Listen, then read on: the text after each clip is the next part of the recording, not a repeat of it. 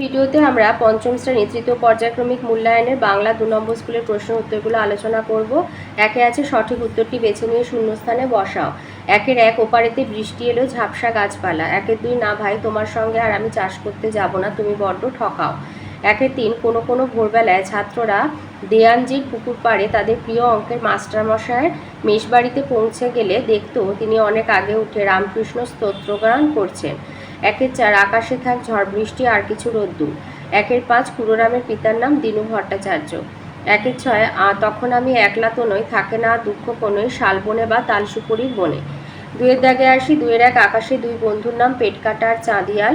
2-এর 2 বোম্বাগড়ের রাজা পিসি কি খেলা খেলেন, কুমড়ো নিয়ে ক্রিকেট খেলেন। 2-এর 3 একলা কবিতাটি কোন কবিতার বই থেকে নেয়া, আমায় তুমি লক্ষ্মী বলো। 2-এর 4 তাল নবমী গল্পটি কার লেখা, বিভূতিভূষণ বন্দ্যোপাধ্যায়। 2-এর 5 ইংরেজ পুলিশ ঘাঁটিতে উঠতে থাকা ব্রিটিশ পতাকার নাম ইউনিয়ন জ্যাক। 2-এর 6 বোকা কুমিরের কথা গল্পে চাষি কারা, কুমির এবং শেয়াল। 3-এর 1 দিয়েছে কোন ঋতুতে সাধারণত বৃষ্টি হয়, বর্ষা ঋতুতে। আর এই ঋতুটি কোন কোন বাংলা মাস নিয়ে, আষাঢ় ও শ্রাবণ। 3-এর 2 প্রেমেন্দ্র মিত্রের লেখা দুটি বইয়ের নাম, সাগর থেকে ফেরা, হরিণ চিতা চিল। 3-এর 3 মস্ত আশীর্বাদের মতো মাথার ওপর ইতস্তত কোন কবিতা থেকে নেওয়া, একলা। কবিকে শঙ্খ ঘোষ। কবি কোন বিষয়কে মস্ত আশীর্বাদ বলেছেন, মাথার ওপর ঝরতে থাকা পাতাকে কবি মস্ত আশীর্বাদ বলেছেন। লিখবে একলা কবিতার শঙ্খ ঘোষ তার মাথার ওপর গাছের পাতা ঝরে পড়াকে মস্ত আশীর্বাদ বলেছেন। 4-এর দাগে আসে আকাশে 2 বন্ধু তাদের বন্ধুত্বকে অটুট রাখতে কি সিদ্ধান্ত নিয়েছিল। এই উত্তরটা লিখবে। 2 বন্ধু পেটকাটা এবং চাঁদিয়াল তাদের বন্ধুত্বকে অটুট রাখতে একসঙ্গে লড়াই করার সিদ্ধান্ত নিয়েছিল।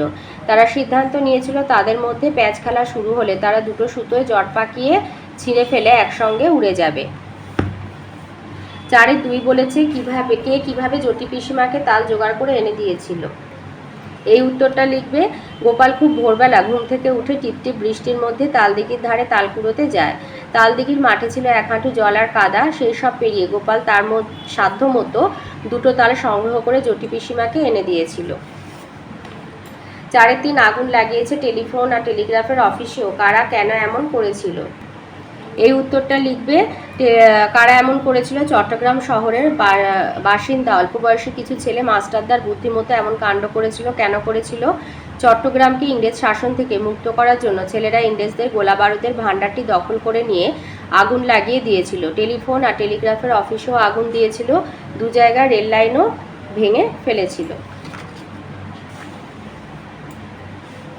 5-এর 1 দিয়েছে আকাশে 2 বন্ধু গল্পে প্রকৃতির বৈচিত্র্যময় রূপ, সুন্দর রূপ নিজের ভাষায় বিবৃত করো। গল্পে প্রকৃতির বৈচিত্র্যময় সুন্দর রূপ ফুটে উঠেছে নানাবিধ বর্ণনার মধ্যে দিয়ে। গল্পে বলা হয়েছে একটা বীজ মাটিতে পুঁতলে তার থেকে নতুন গাছ জন্ম নেয়। গাছটি ধীরে ধীরে সবুজ পাতা ছড়িয়ে হাওয়ায় দোলে। এক সময় সেই গাছের ফুলের কুঁড়ি থেকে ফুল ফোটে। পাখির বাসায় মা পাখি বসে তার ডিমে তা দেয়। কিছুদিন পর সেই ডিম ফুটে ছানাপোনা কিচিরমিচির ডাক দিয়ে বেরিয়ে পড়ে। এরপর তারা হাঁ করে আকাশের দিকে মুখ তোলে, মায়ের কাছে খাবার চায়। একদিন বড় হয়ে তারা আকাশে বাহারি পাখা ছড়িয়ে ডানা মেলে উড়ে যায়। অথবাতে বলেছে বর্ষা রাতে গোপালের দেখার স্বপ্ন কিভাবে মিথ্যে হয়ে গেল তা গল্প অনুসরণে লেখো। এই উত্তরটা লিখবে। বর্ষা রাতে গোপাল তার ঘুমের মধ্যে স্বপ্ন দেখে যে সে জটি পিসিমার বাড়িতে তাল নবমীর নিমন্ত্রণে গেছে, কিন্তু বাস্তবে তা হয় না। সে তাল নবমীর দিন সকাল থেকে দরজার সামনে কাঠের গুঁড়ির ওপর ঠায় বসে থাকে। তার সামনে দিয়ে গ্রামের সব লোকেরা একে একে নিমন্ত্রণ খেতে যায়, কিন্তু জটি পিসিমার বাড়ি থেকে তাকে নিমন্ত্রণ করা হয়নি। এইভাবে বর্ষা রাতে তার দেখা স্বপ্ন মিথ্যে হয়ে যায়। 5-এর 2 দিয়েছে বোম্বাগড়ের রাজা কবিতা সম্পর্কে 5টি বাক্য লেখো।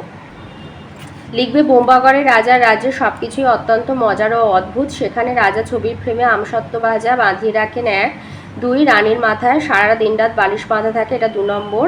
3 বলেছে 5টা বাক্য। প্রথমের এই লাইনটা হচ্ছে এটা ভূমিকা হিসাবে লিখবে। তারপরে লিখে যেমন বলে 1 নাম্বার দিয়ে এটা লিখলে যে রাজা ছবির ফ্রেমে আমসত্ত্ব ভাজা বাঁধিয়ে রাখেন। 2 নম্বর লিখলে রানীর মাথায় সারা দিন রাত বালিশ বাঁধা থাকে। 3 রানীর দাদা পাউরুটিতে পেরেক ঠোকেন। 4 সেই রাজ্যে সর্দি হলে লোকে ডিগবাজি খায় আর জ্যোৎস্নার রাতে সবাই চোখে আলতা মাখে। আর 5 ওস্তাদেরা মাথায় ও ঘাড়ে লেপ মুড়ি দেয় আর বোম্বাগড়ের পণ্ডিতেরা তাদের ডাকের উপরে ডাকের টিকিট আটকায় আর রাত্রিবেলা তাদের ট্যাগ ঘড়িটা গিয়ে ডুবিয়ে রাখে। অথবাতে দিয়েছে সেদিনও কি এমনই তর মেঘের ঘটাখানা, কোন দিনের কথা বলা হয়েছে সেদিনের প্রকৃতির বর্ণনা দাও। এই উত্তরটা লিখবে। রবীন্দ্রনাথ ঠাকুরের বৃষ্টি পড়ে টাপুর টুপুর কবিতার উদ্ধৃত অংশে শিব ঠাকুরের বিয়ের কথা বলা হয়েছে। প্রকৃতির পরিচয় দাও। শিব ঠাকুরের বিয়ের দিনও প্রবল বৃষ্টি হয়েছিল, বান এসেছিল নদীতে, সেদিনও আকাশে ছিল মেঘের ঘনঘটা, সেদিনও মাঝে মাঝে বিদ্যুৎ চমকাচ্ছিল। 6 দিয়েছে শব্দার্থ লেখো। দৌরাত্মি লিখবে। দুরন্তপনা, নোনতা হচ্ছে লবণাক্ত। 7 পদ পরিবর্তন করো। মাটি মেটো, ত্যাগ ত্যক্ত। 8 দিয়েছে বাক্য রচনা করো। আগা, ঘাসের আগাগুলো শিশিরে ভরে আছে। 9 দিয়েছে বেমানান শব্দের তলায় দাগ দাও। গাছপালা, মেঘ, হাওয়া, বাদল এগুলো সব প্রাকৃতিক, মানিক হচ্ছে মুক্ত, রত্ন বিশেষ। 10 দিয়েছে ক্রিয়ার তলায় দাগ দাও। কত খেলা পড়ে মনে পড়ে। 11 দিয়েছে রেখাঙ্কিত শব্দগুলি কোনটি কি জাতীয় শব্দ লেখো। ধান হচ্ছে বিশেষ্য, নেবে হলো ক্রিয়ায়। যে ভেবেছে মাটি খুঁড়ে সব ধান বার করে নেবে, ধান বিশেষ্য পদ, নেবে হলো ক্রিয়াপদ। 12 এলোমেলো বর্ণ সাজিয়ে লেখো। এটা হবে গোলা বারুদ, এটা খোকা ঠাকুর, খড়কুটো নয়, খোকা ঠাকুর। 13 সমার্থক শব্দ ন্যূনতম দুটো লিখতে বলেছে। বন্ধু, সাথী, সঙ্গী। 14 সঠিক উত্তরটি বেছে লেখো। বলেছে সব শব্দের কি বিপরীত শব্দ হয়, হ্যাঁ অথবা না। না, হয় না। 15 দিয়েছে বিপরীত শব্দ লিখতে বলেছে। ঘন, কুটিল, আবাহন আর অনুকূল। ঘন হবে পাতলা, কুটিল সরল, আবাহন বিসর্জন, অনুকূল প্রতিকূল। আর এখানে যে রচনা আছে, এতগুলো রচনা তো পড়া সম্ভব নয়, তো তোমাদের যে রচনাগুলো লাগবে আমাকে বলবে, আমি কমিউনিটিতে পোস্ট করে দেব। তো এই ছিল আজকের আমাদের পঞ্চম শ্রেণীর তৃতীয় পর্যায়ক্রমিক মূল্যায়নের বাংলা 2 নম্বর স্কুলের প্রশ্নের উত্তরগুলো।